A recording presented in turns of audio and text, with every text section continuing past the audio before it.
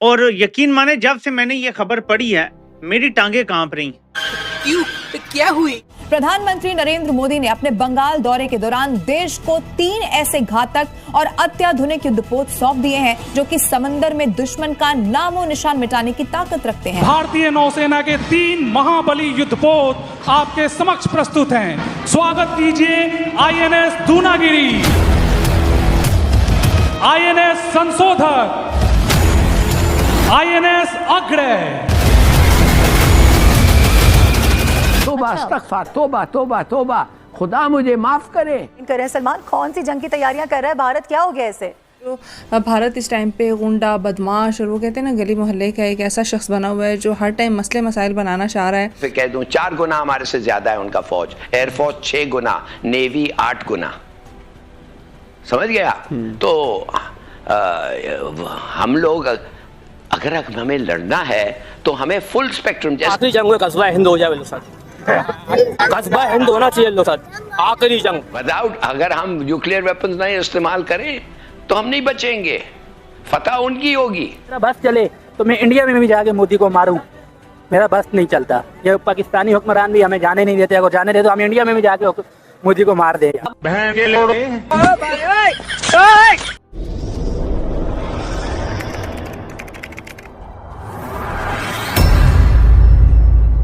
नमस्कार दोस्तों, स्वागत है आपका पाकिस्तान की बर्बादी में।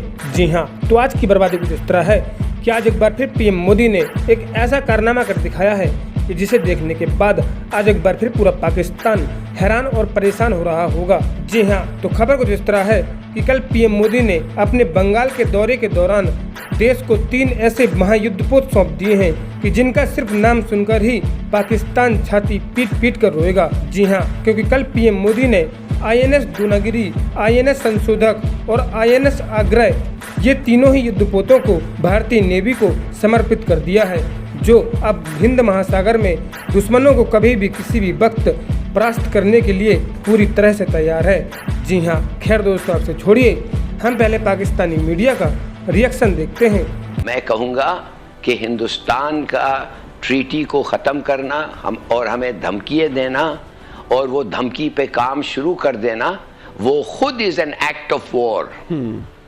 हमें और कोई ये नहीं चाहिए इनके साथ जंग लड़ने के लिए, और कोई बहाना चाहिए ही नहीं। जो इन्होंने कहा है और जो इन्होंने किया है, और उसके लिए सबूत की भी जरूरत नहीं है, उनके खुद बयान है कि हम खत्म कर रहे हैं। आप नहीं खत्म कर सकते भाई।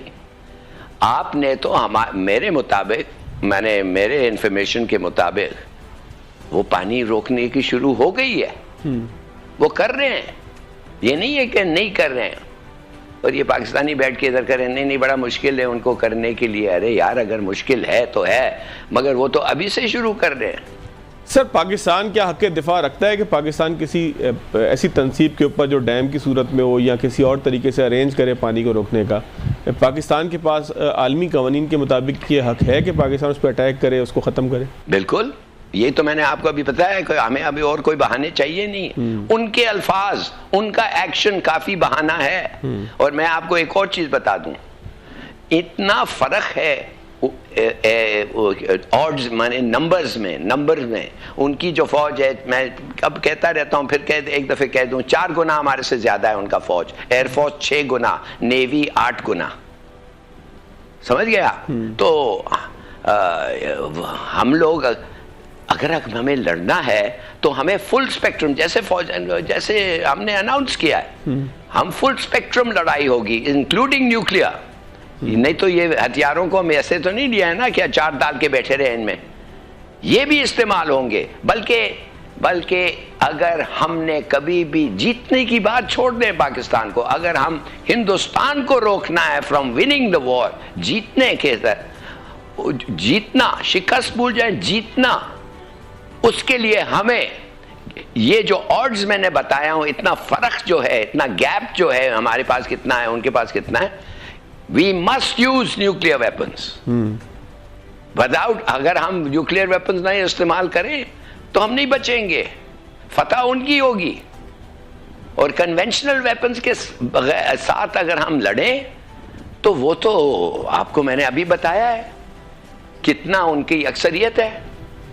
एयरफोर्स और नेवी और आर्मी में। तो यार बात असल ये है कि आखिर कभी आप लोग हमने सोचा है कि हमने न्यूक्लियर वेपन्स क्यों लिए? हमने इसलिए लिया है कि लोगों को कहने